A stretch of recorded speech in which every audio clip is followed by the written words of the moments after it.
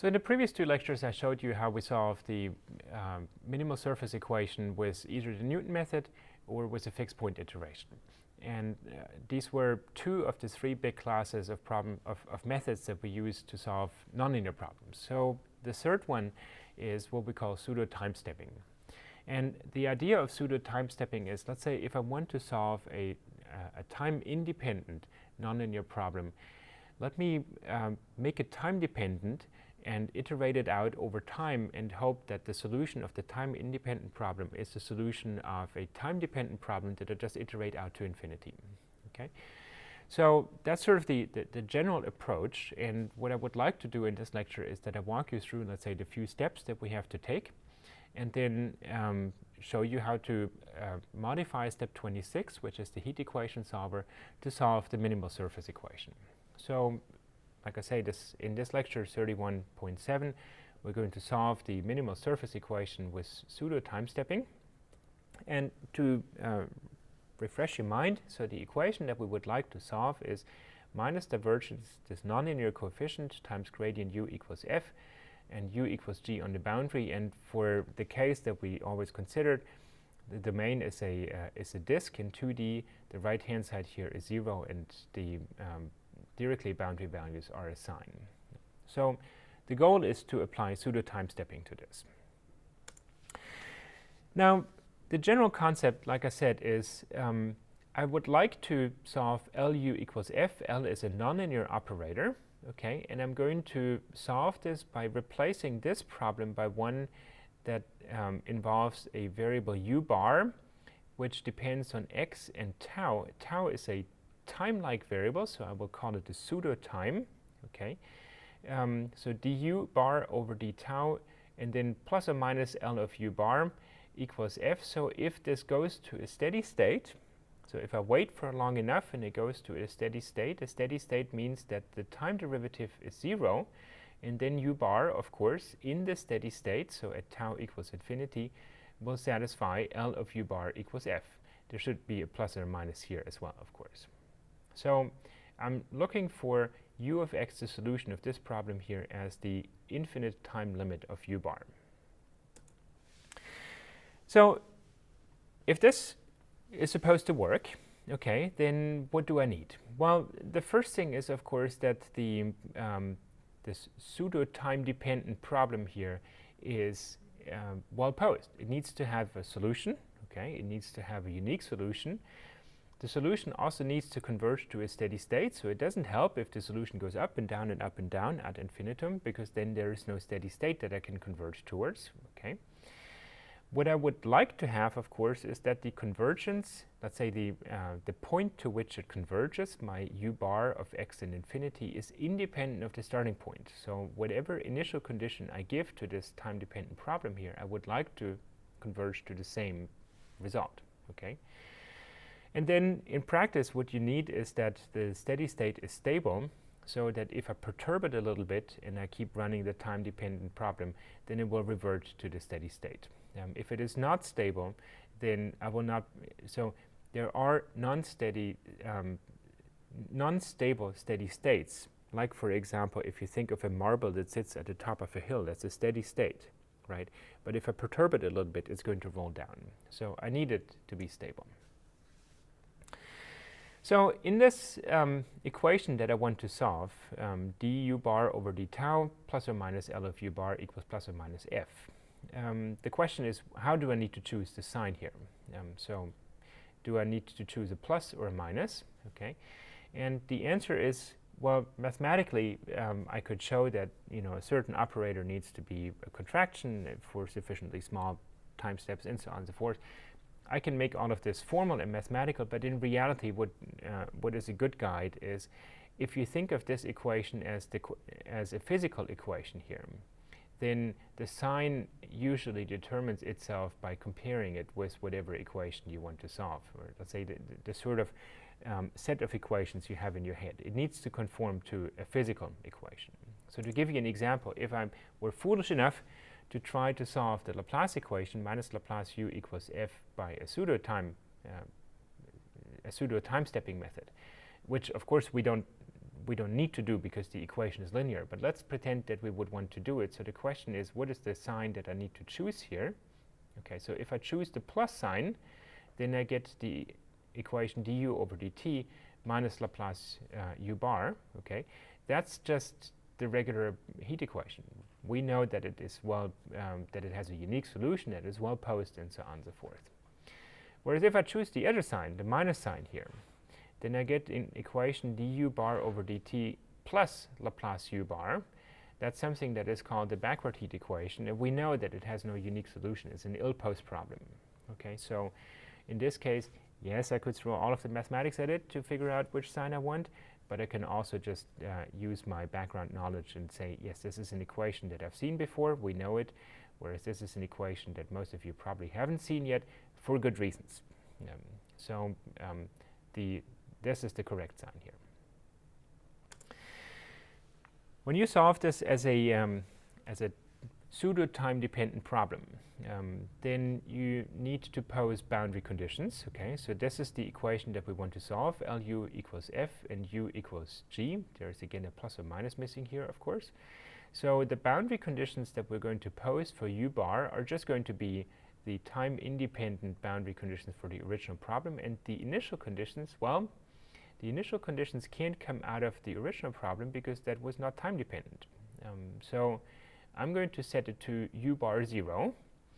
And in practice, you can usually choose this however you want, right? We wanted it to be so that, or we wanted to have a pseudo time-dependent problem that converges to the same solution regardless of what initial conditions you choose. So you can do whatever you want.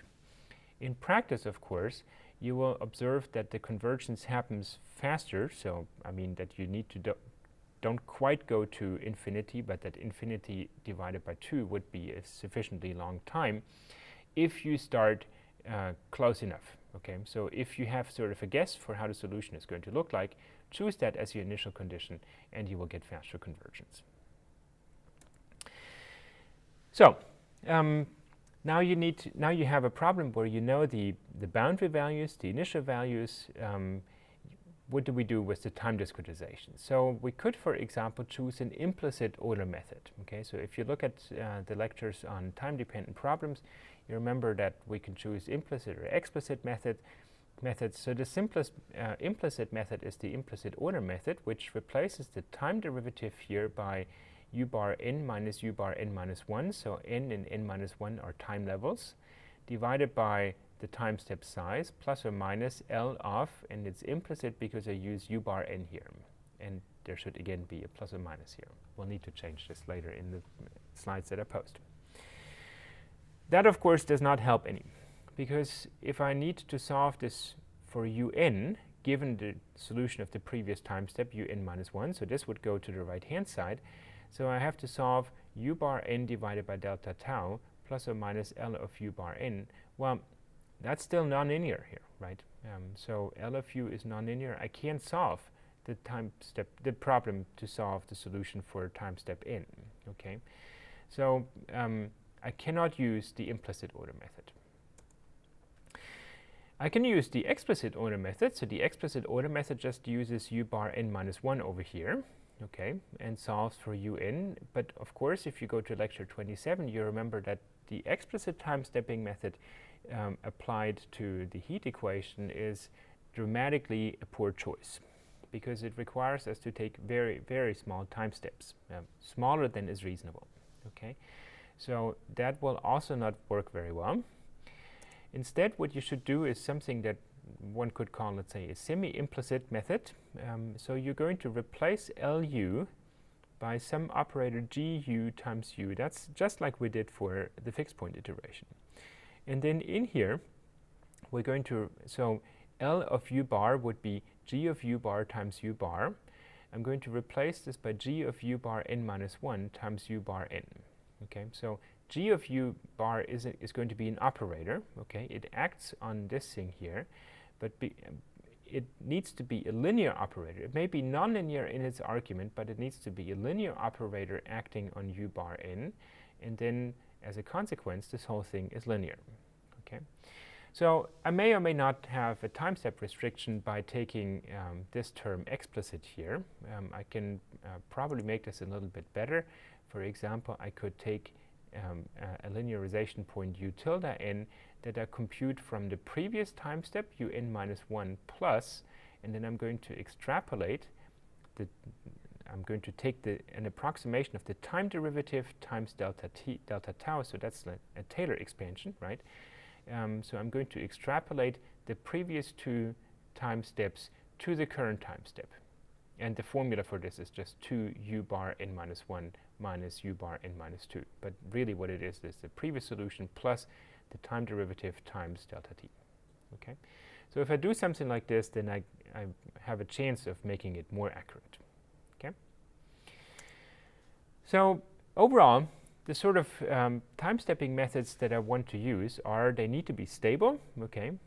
In practice, I want to use time-stepping methods in such a way that they allow us to take large time steps. That's the overriding concern, because, I mean, to get convergence, I need to get to tau equals infinity, right? I need to take very large time steps to get to infinity. In practice, of course, I'm going to terminate it at some point, but I want to be able to take large time steps, and so an explicit method is not going to cut it. So these are the two approaches. Now, one of the things that may surprise you is that the time-stepping method that we use does not actually have to be particularly accurate. It's not important for us to follow the physical trajectory. So we can take all sorts of methods that get us closer to the steady-state limit, but are not accurate in terms of solving this problem u bar of x and tau. Okay, so let's say if you want to solve the heat equation, you really care about this object here as a function of time.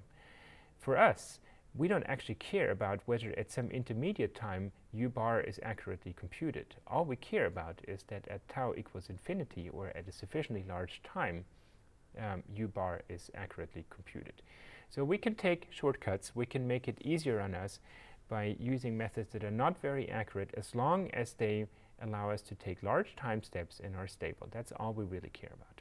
So there's no point in using an 8th order, whatever time-stepping method that is very expensive and doesn't allow us to take large time steps. Yes, it's accurate. We don't care about accuracy. Okay, so the concrete application that we want to test this on was the minimal surface equation. Okay, so I have this sort of operator. I'm going to convert that into a steady state, or I'm going to convert that into a time-dependent problem for which I want to find the steady state limit. I choose the negative sign here because then it resembles the heat equation, right? So if the gradient of, let's say if I have small deformations, so if u bar is small, then the gradient of u bar is small, then essentially this term here becomes a constant. That becomes the heat equation here. So this is definitely the right sign with the negative sign here. What do I need to do? Well, I'm going to choose a semi-implicit discretization. Like I said, I could do better if I used an extrapolation. So semi-implicit in this case means that in the nonlinear coefficient here, I'm going to choose the previous time step applied to the current time step. Okay. Then I need to choose a space discretization of this problem, of course. It's a PDE at every time level Tn or tau n. So I need to convert this into a finite dimensional problem. I'm going to do this with the finite element method. Okay. I also need to enforce the correct boundary conditions on this. And then, I need to think about how to solve this problem concretely.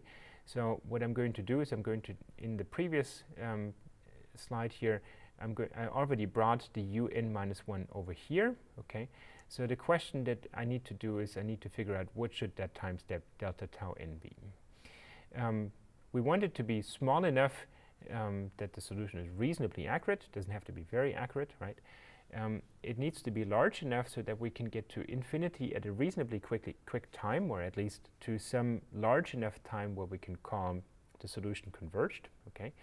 In practice, we want to increase the time step over time.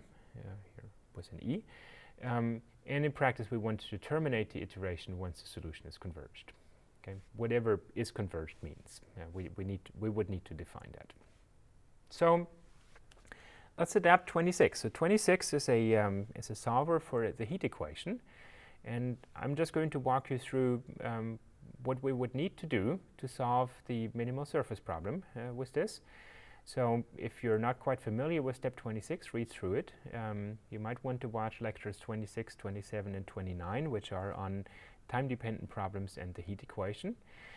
The things that we need to have to change in step 26 are the boundary values, the right-hand side, and we will have to implement a different stiffness matrix. So in step 26, we use just the Laplace matrix, and we call a function in the library that computes it. Here we will actually have to compute the stiffness matrix ourselves, namely it needs to correspond to this term here. Okay? And if you multiply it with a test function, you see that, and then integrate by parts, so there's gradient phi I, there's going to be a gradient phi j here. There's just a nonlinear coefficient in here that uses the previous solution, but it's really not very difficult. So that's the steps that I have to take. What I'm not going to talk about is how to control the time step and how to terminate the simulation once we call it converged. That's something that might be left for another day, but you can also relatively easily find out about these issues by yourself. So let's do this in practice. I've already gone to step 26. Okay, let me make this a little bit bigger here. So I have called CMake in an installed directory for step 26, and I've set up an Eclipse project as we did in lecture 8.01. And so now we just need to modify it. So I loaded Eclipse. If you remember, if you want to see more accurately, at the bottom of the YouTube window there's a gear symbol, and you can download the video in higher resolution so that you can actually see things here. So this is step 26. There's still a lot of comments, so the first thing that I probably want to do is get rid of the comments. I do this by saying, let's say, make strip comments. Okay, so the comments are all gone now. So the things that I needed to change were boundary values, right-hand side, and the matrix. So I'm going to start with the boundary values. If you go to the run function, so in the run function, so there are two places where we interpolate something. This is the starting solution, that's a 0 solution, and then we interpolate the boundary values and the boundary value function here. So the object is called boundary values function, and it is of type boundary values. And if I hit F3, I get back to the class where that is declared. So in this case, it returns just 0. So let me load the step 15 file so that I can copy it from there. So the boundary values, where was that? Here. So the boundary values are given like this. Okay, copy and paste.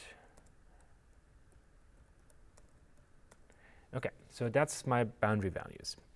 Now my right-hand side in this program was something rather complicated, but for the problem that I want to solve, the right-hand side was just 0. So this will all have to go. I'm just going to say return 0, and in that case I don't need my argument anymore. I can comment that out. Okay. So with this we should already have a heat equation solver for a problem with a non-zero right-hand side and a non-zero set of boundary values, but a 0 right-hand side. And so what I'm going to do is I'm going to run this and make sure that this part already works.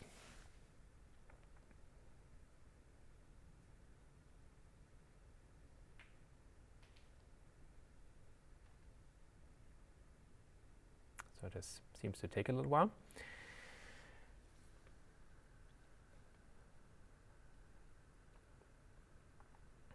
Okay, so while it compiles, Okay, it compiles without an error. That's good to know.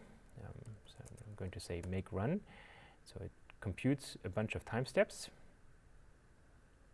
Okay, it keeps refining the mesh every once in a while. I'll let this do that in the background, and I'm going to call visit in the meantime to see what the solution looks like.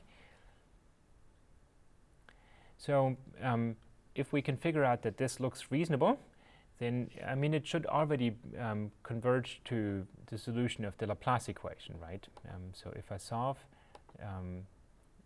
the problem without the nonlinearity, I just get the solution of the Laplace equation. So let's take a look at the solution here. Okay, draw. So we start. That's the other thing that we need to change, but we will get to this. So right now we solve on the L-shaped domain. So I'm going to say operator, transform, elevate. I want to elevate this into the third direction. So it's going to look like this. And then if I do a few time steps, so this is after the first time step, the boundary values are already correct. And you see that if I continue running this solution smooths out quite nicely. Actually, I like this a lot. This looks pretty correct already. Okay. I would say this actually looks nicer than in step 15 in the original. So let's keep the domain for the moment as it is, just because it looks nice. And I'm going to terminate the computation for a moment here. So we already got to 41 time steps. So the things that we needed to change now is the domain and building the matrix. Okay, so we will add a function here, void assemble stiffness matrix. Okay, so in this program in step 26 we built the stiffness matrix. So it's called Laplace matrix here, just by calling a function in the deal.II library. We will have to do this by hand here. So let's say here in this, I'll add this here. So template in dim void equation assemble stiffness matrix. Okay. And what I need to do is well, in essence, I just need to copy something like what we did in step 4, but I need the nonlinear coefficient in there. So I'm going to steal most of this function actually from step 15, because there we do all of this already. So in step 15, I'm just going to copy this whole block here. Okay. So, well, maybe without the boundary values. Okay, so this is how this looks. I'm going to save this, and I'm going to say make strip comments to get rid of the comments that I just copy pasted. Okay. So this is my function here in assemble system. Okay. Now in the equation that I want to solve, I need a matrix that looks slightly different than in step 15. So in the equation that I want, let's go back to this here. So if you look at the discrete form, right, it needs to be gradient phi I, and then it's, so this A is always chosen as 1 in step 15, so it's 1 over square root of 1 plus the old solution gradient squared times gradient phi I. In step 15, we had an extra term over here. So I need to get rid of the extra term. So what I have here is I have gradient phi I times this coefficient, and that's already correct, that I computed up here, okay, times gradient phi j, and what I need to get rid of is this whole term here. So all of this I don't need. Let's see where the parentheses close. Okay, so it goes like this. So that's the matrix that I need, and the right-hand side, I don't have a right-hand side here. So system matrix.add. So system matrix in this program is actually called Laplace matrix. Okay, and then I want to apply hanging node constraints to Laplace matrix, and I don't need the system right-hand side.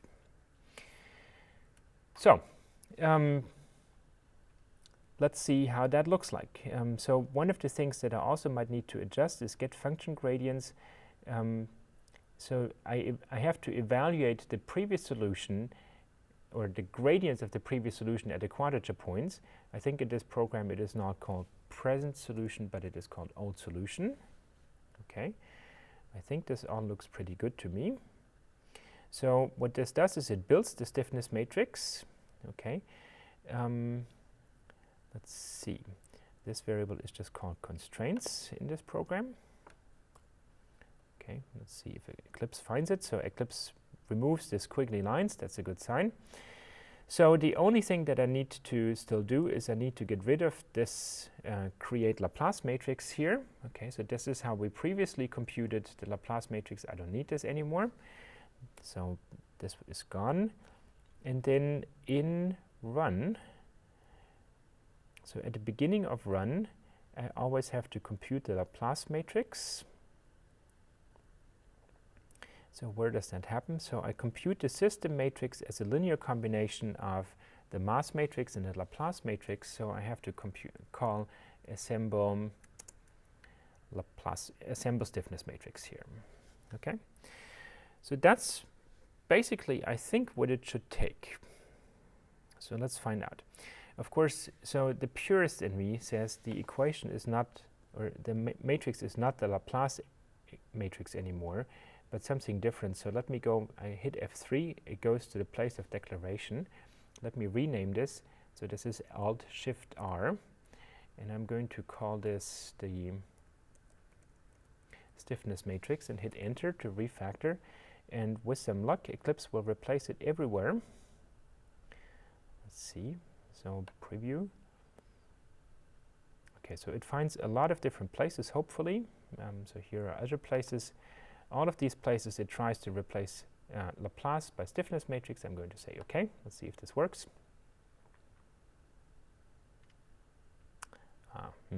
Maybe not. Okay.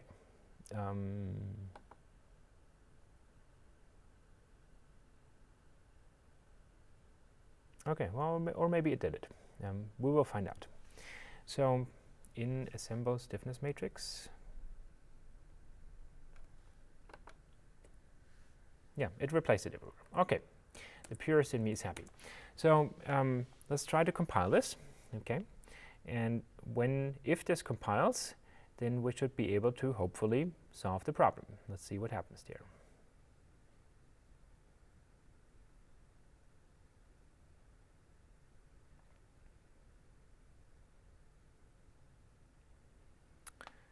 So it takes again. In the meantime, we can look at the solution again. Draw. Where did it go? Over here. So it computed a few more time steps. Okay, but you see that the solution does not actually change very much anymore between time step 19 and 40, where we just stopped. Okay, that's because in essence it had reached the steady state for the heat equation. Now the question is, of course, will it find the steady state for my modified problem where I adjusted the stiffness matrix? So we will have to see about this. So you remember that step 26 solves the first time step a couple times on successively refined meshes, and then does 5 time steps on each mesh, and then adapts the mesh. So in this case, there is probably not very much that needs to be adapted after the first couple mesh refinement steps, because we are looking for a steady state. Well, steady state for the solution means steady state for the mesh, but it tries anyway. So let's reload our solution. So reopen. Okay. So this was the first time step.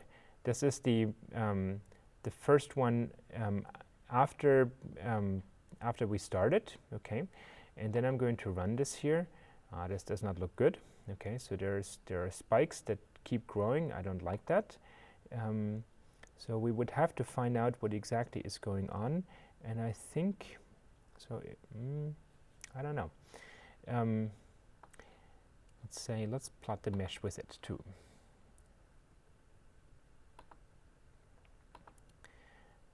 So I'll operator attributes. I need to transform the mesh, I need to elevate the mesh also with the solution U. Okay, apply. Post. No, not what I wanted. Draw. Okay, so maybe also to easier see this whole thing, let's get rid of all of the annotations. Apply. Dismiss. So what I want to see is the problem in the boundary values or is the problem in the interior? Okay, so it looks to me as if the boundary values are actually correct and the problem is in the next layer. So not quite clear to me. Did I get the sign wrong maybe? Let's find this out here. So what do I compute? So stiffness matrix gradient phi I times the coefficient times the solution. Does not look wrong to me.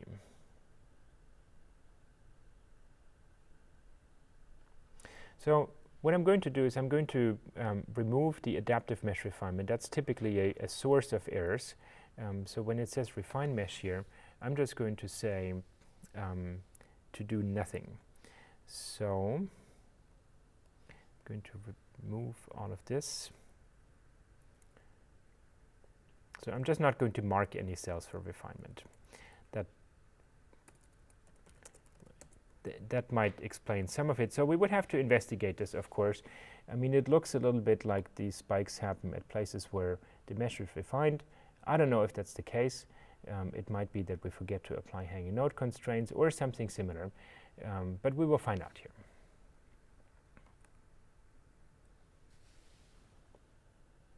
So the positive thing that I take away from this is that it's enough for me to essentially just look at the first few time steps.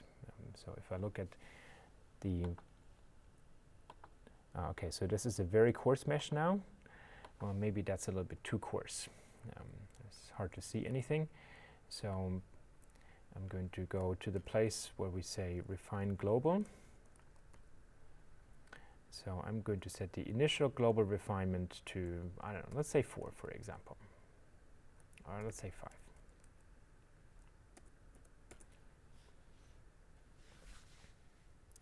So let's see what happens here.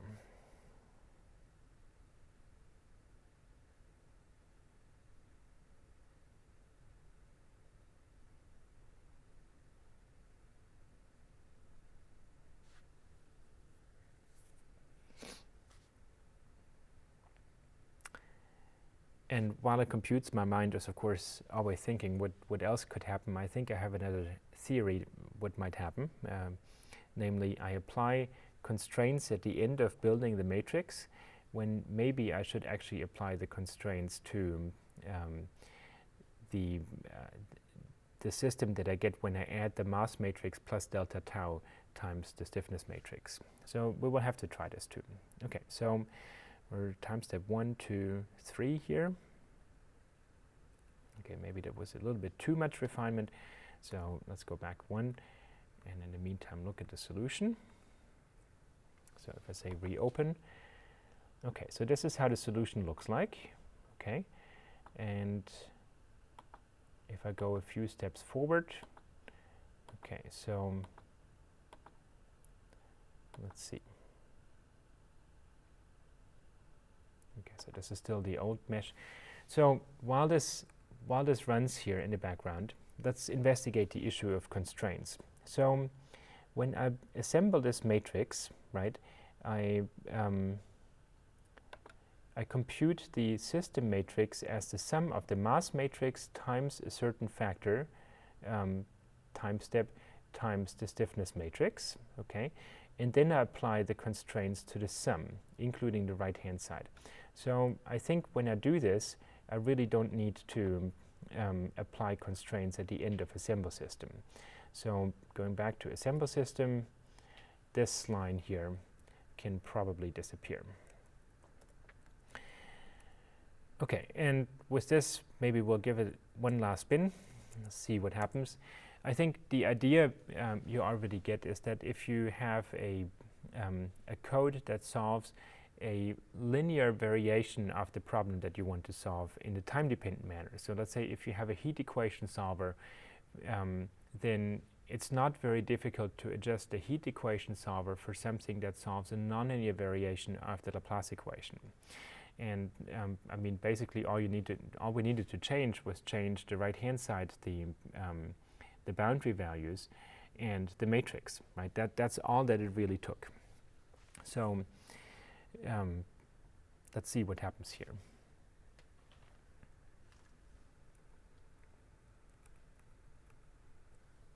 Okay, so I say reopen and go to the first time step.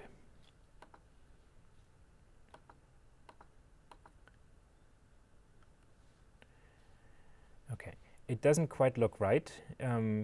So I think what happens is that every time we call this refined mesh function, that we start with the wrong solution. So we would have to look into this again. Let me check this out. Maybe we should just remove that part of the code. So in the meantime, I'm going to terminate this here. So in the place where we call in run, so we do a mesh refinement at the end of every step, or at the end of every fifth step. I'm going to just remove this part here. So I'm going to say and false. So we're never going to get in there. Okay. So that was one part, and the other part is that I wanted to change the geometry. In this case, we have a hyper L. Let's see what step 15 did. So in step 15, we call grid generator hyperball, and we attach a round manifold to the boundary. Okay, so we can do the same thing here. And then I'm going to refine this only 3 times. Okay, let's see what this does now.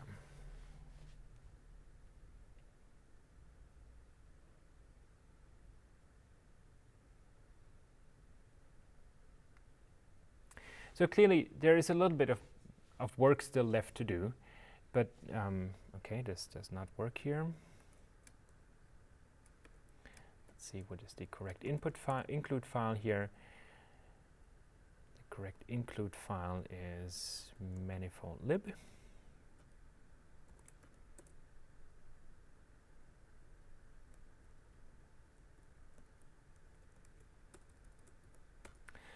Yeah, so the point I wanted to make is if it takes me, 10 or 15 minutes to modify this here, you get the idea that, let's say, if I already have a heat equation solver, adapting it to the situation that we have here, well, maybe the solution doesn't quite look right yet and there's some debugging left to do, but it is not a humongous effort to adjust an existing time-dependent solver to solve a nonlinear problem by just adding a coefficient to the equations that you have. Okay, so last try here. Let's see what happens. Okay, so I want to reopen.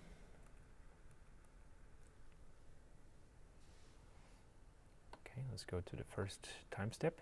Okay, so this is what happens after the first time step, and you see how it smoothes out. Well, the mesh is not fine enough. In this case, we would have to find a significantly finer mesh to actually make this worthwhile. But that is something that I would say we'll leave this for another day. You get the general idea. You understand what the steps were to make this work, and I think if we put in a little bit of time here to find the problems with the hanging nodes and maybe with the constraints that were there, then we would have to find a little bit of time to think about, let's say, how do we choose the time step? How do we determine whether it is converged or not? But ultimately, this is the sort of project that one can do in an afternoon. So it's solving nonlinear problems with a time-dependent solver is sort of the easiest way, if you already have the time-dependent solver, to make this work. There's not a lot of effort that you have to put into, just like we didn't have to spend a lot of time to adjust step 6 to solve the minimal surface equation with a fixed point iteration. Certainly much less work than having to write the Newton solver that we showed in one of the other lectures. So that's sort of the idea behind this, right? That if I just add time dependence to it, it's an easy way to solve a nonlinear problem. And I hope you got the idea from this.